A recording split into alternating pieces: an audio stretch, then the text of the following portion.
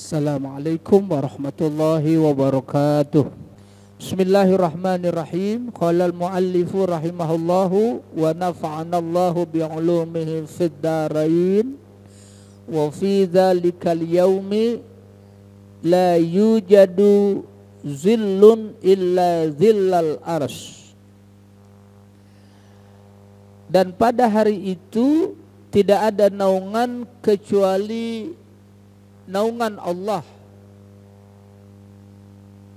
Kita sudah sampai pada penjelasan manusia akan digiring ke padang mahsyar dan matahari begitu dekatnya, qadra mailin, sekitar 1 mil, sehingga mereka tergantung amal posisi mereka masing-masing.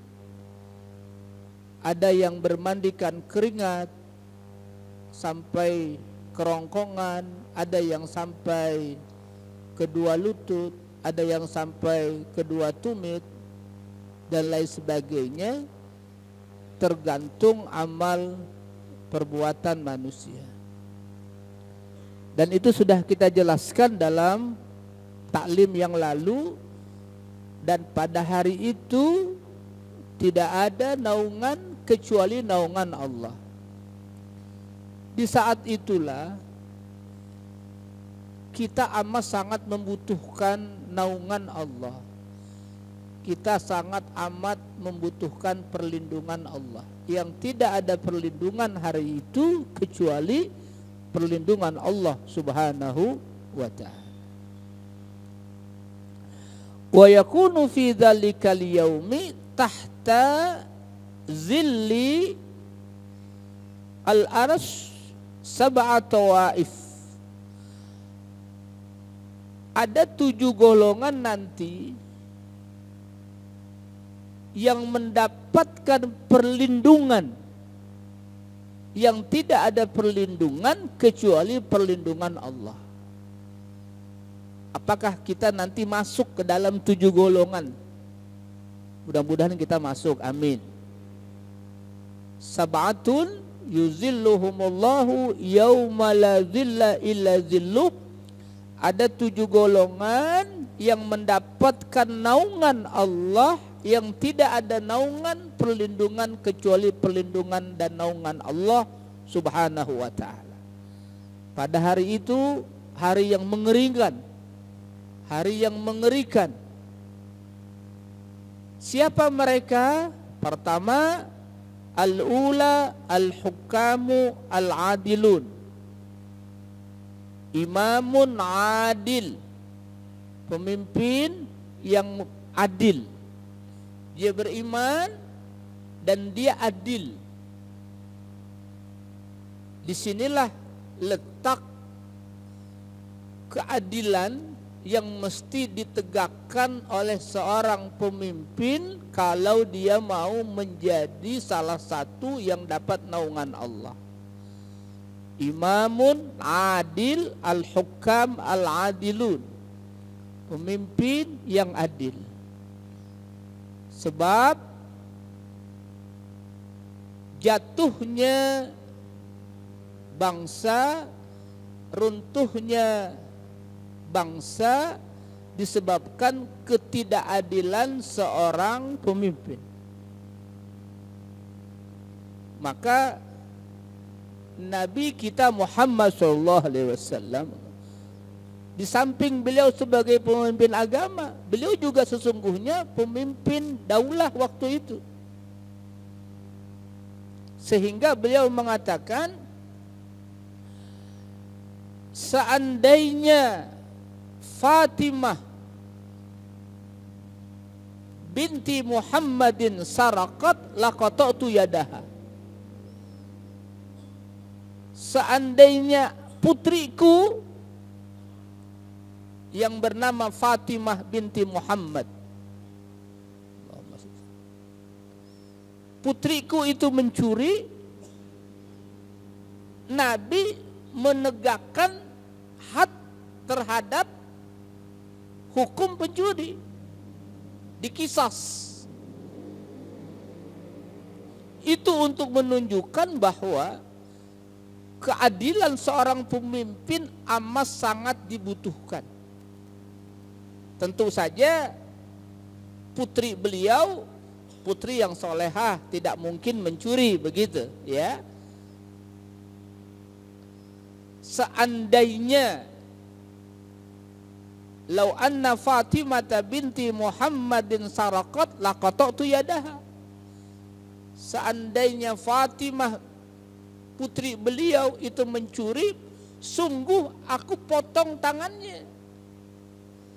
Beliau ingin mengajarkan kepada para penguasa, kepada para pemimpin untuk bersikap adil. Itulah nanti yang menjadi salah satu golongan yang mendapat perlindungan Allah di hari mahsyar, di hari kiamat, yang tidak ada perlindungan kecuali perlindungan dan naungan Allah Subhanahu wa taala. Imamun adil. Pemimpin yang adil. Sebab bila pemimpin tidak adil, maka runtuh sebuah bangsa. Hancur sebuah bangsa karena pemimpinnya tidak adil. Kalau penguasa melakukan kejahatan, didiamkan. Tapi kalau rakyat kecil melakukan kejahatan, mendapat hukuman. Ini berarti tidak adil. Disinilah yang menyebabkan jatuhnya sebuah bangsa. Kalau rakyat kecil melakukan kejahatan diberi hukuman, kalau para penguasa lainnya, para pemimpin lainnya melakukan kejahatan dibiarkan, ini menyebabkan hancurnya sebuah bangsa. Berarti tidak ditegakkan sebuah keadilan. Semoga di negeri yang kita cintai ini Allah kirim pemimpin-pemimpin yang adil. Amin. Yang mengantarkan kepada baldatun thayyibatun wa rabbun ghafur. Amin ya rabbal alamin. Yang kedua, watsaniyatu alladzina ya'budunallaha fi sababihim. Golongan yang kedua, pemuda yang hidup dalam taat kepada Allah. Seorang pemuda yang darahnya saat itu masih bergejolak, ya, darah mudanya, tapi saat muda dia hidup dalam taat kepada Allah. Luar biasa. Kalau maka mengapa disebut orang muda di sini? Sabun, dalam hadis sabun nasafi ibadati rabbi. Pemuda yang hidup dalam penyembahan Allah. Seorang pemuda yang taat kepada Allah. Seorang pemuda yang bakti kepada Allah. Ini golongan yang berikutnya yang mendapat naungan Allah nanti pada hari mahsyar, pada hari kiamat, yang tidak ada perlindungan kecuali perlindungan Allah. Mengapa disebut pemuda? Tidak disebut orang tua. Kalau seorang pemuda taat, hidup dalam ibadah kepada Allah, sedangkan gejolak mudanya sangat kuat, dia taat kepada Allah, itu luar biasa. Karena saat muda itulah tantangan luar biasa. Walaupun bukan hanya yang tidak tua tidak ada tantangan, tapi pemuda tantangannya lebih hebat daripada orang tua.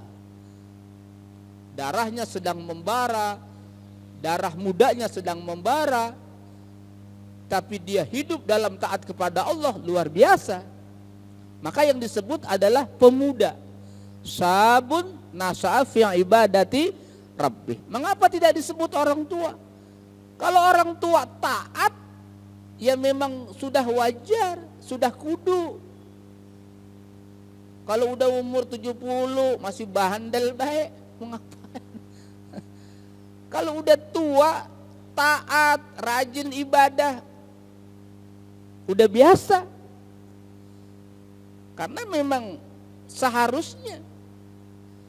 Tapi kalau masih muda, darah mudanya bergejolak, dia taat kepada Allah luar biasa.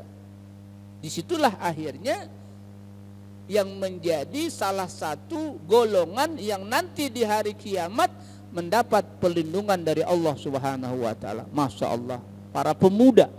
Yang ketiga, siapa? Watsalisatu alladzina yulazimuna al-masajid. Sehingga bahasa Nabi sangat indah. Rajulun qalbuhu mu'allakun bil masajid. Itulah salah satu golongan yang mendapat perlindungan Allah, yaitu seorang laki-laki yang hatinya, jantungnya digantungkan ke masjid. Masya Allah, itu bahasa Nabi. Rajulun qalbuhu mu'allakun bil masajid. Jantungnya, hatinya digantungkan di masjid. Bukan berarti dicopot lalu digantungin gitu. Artinya apa? Senang. Ya, senang ke masjid, sholat berjamaah di masjid, zikir di dalam masjid. Mudah-mudahan kita semua ini masuk, amin. Ada seorang zaman Nabi kita Muhammad SAW, orang buta, Abdullah ibnu Maktum, orang buta, minta rukhsah, minta dispensasi untuk sholat fardu di rumah. Laisa li qaidun yaquduni ilal masjid, kata dia, enggak ada yang membantu aku, enggak ada yang menunjukkan aku, bimbing aku ke masjid, karena dia orang buta. Dia minta dispensasi, minta rukhsah. Lalu Nabi kasih rukhsah. Iya, silahkan wahai orang buta, Abdullah ibnu Maktum, engkau sholat fardu di rumah, kata Nabi. Tapi beberapa langkah dia lewat, Nabi panggil, wahai orang buta, Abdullah ibnu Maktum, hal tasma'un nida, apakah engkau mendengar panggilan azan? Lalu kata dia, na'am, iya, aku mendengar panggilan azan. Apa kata Nabi? Fa'ajib, engkau wahai Abdullah ibnu Maktum, meskipun engkau buta, engkau sholat fardu di masjid. Masya Allah. Orang buta enggak melihat, tapi dia mendengar. Nabi perintahkan sholatnya di mana? Di masjid. Sholat fardu di masjid. Yang buta disuruh sholat di masjid. Ini melek. Kalau yang buta aja disuruh ke masjid, apalagi yang melek. Masya Allah. Mudah-mudahan Allah istiqomahkan kita, amin. Ini yang menjadi sebab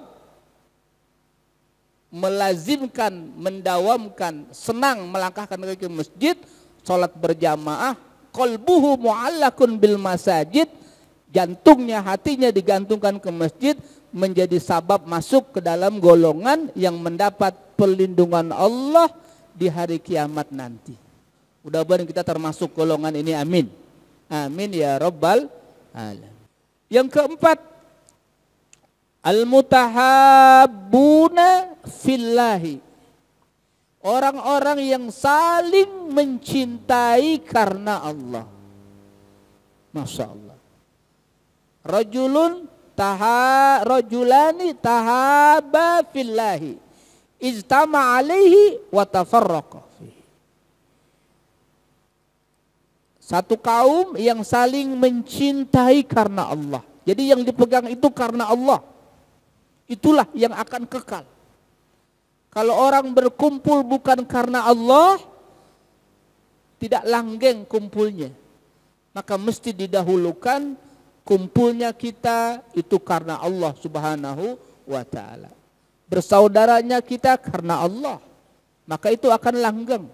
Dan itulah yang menjadi salah satu mendapatkan golongan, yaitu dapat perlindungan Allah yang tidak ada perlindungan kecuali perlindungan Allah Subhanahu wa ta'ala. Jamaah yang kami hormati, Nabi bersabda, inna min ibadillahi la unasan. Di antara hamba-hamba Allah ada manusia, mahum bi anbiya wala suhada. Mereka bukanlah golongan para nabi. Mereka bukanlah golongan para suhada. Yagbituhumul anbiya was suhada. Para nabi, para suhada ghibtah. Ghibtah ini beda sama hasud. Kalau hasud itu enggak boleh. Hasud itu iri, ya, dasarnya negatif, itu hasud. Yang bagus tuh ghibtah. Ini mirip, beda tipis antara hasud sama ghibtah. Yang diminta oleh agama ghibtah, yang dilarang oleh agama hasud. Hasud itu apa? Orang dapat nikmat, hasud, dengki, iri. Bawaannya uring-uringan aja. Itu namanya hasud. Tetangganya baru beli kulkas, dia yang meriang. Besoknya beli motor, dia yang meriang. Masuk rumah sakit. Di rumah sakit dengar beli mobil, mati. Itu orang yang hasud, nggak akan bahagia hatinya. Karena enggak demen tetangganya, saudaranya dapat nikmat. Yang kedua, amal ibadahnya rontok. Sayang pahala ibadahnya, pahala puasa, pahala sholat rontok. Kalau di hatinya ada penyakit, hatinya kotor, ada dengki. Makanya kita harus bersihkan dari dengki. Yang bagus itu ghibtah. Ghibtah itu apa? Ghibtah itu mirip dengan hasud. Kalau hasud itu kepengen nikmat saudara itu hilang. Itu hasud. Tapi kalau ghibtah, misalnya begini, ghibtah tuh. Saya punya saudara, saya punya tetangga, Allah kasih dia keluasan rezeki. Saya iri sama dia tuh. Dia rajin sedekah, dia dermawan, saya iri sama dia. Kepengen kalau Allah kasih rezeki saya seperti dia. Itu ghibtah namanya. Itu cakep. Itu ghibtah. Menumbuhkan kepengen kebaikan. Dengan merasa melihat orang lain. Itu ghibtah. Tapi kalau hasud enggak begitu. Kalau iri yang dasarnya hatinya kotor enggak begitu. Punya saudara, punya tetangga, Allah kasih keluasan rezeki, rajin sedekah. Saya iri saya sama iri tuh. Dengki sama dia. Dari mana tuh duitnya? Jangan-jangan miara tuyul lagi. Itu bawaannya dengki. Beda orang kalau bawaannya dengki. Beda ya. Hasud sama ghibtah itu beda. Kalau hasud kepengen nikmat saudara itu hilang. Tapi kalau ghibtah menumbuhkan ingin dia, kepengen seperti dia, dan tidak ada sedikit pun nikmat saudaranya itu hilang. Itu namanya ghibtah. Inilah cinta mencintai dasarnya karena Allah. Bukan karena materi dunia, apalagi karena hal yang lain, tapi benar-benar dasarnya karena Allah Subhanahu wa ta'ala. Mudah-mudahan kita masuk ke bagian ini, amin. Ya, silaturahim, cinta mencintai di antara kita itu karena dasarnya karena Allah Subhanahu wa ta'ala.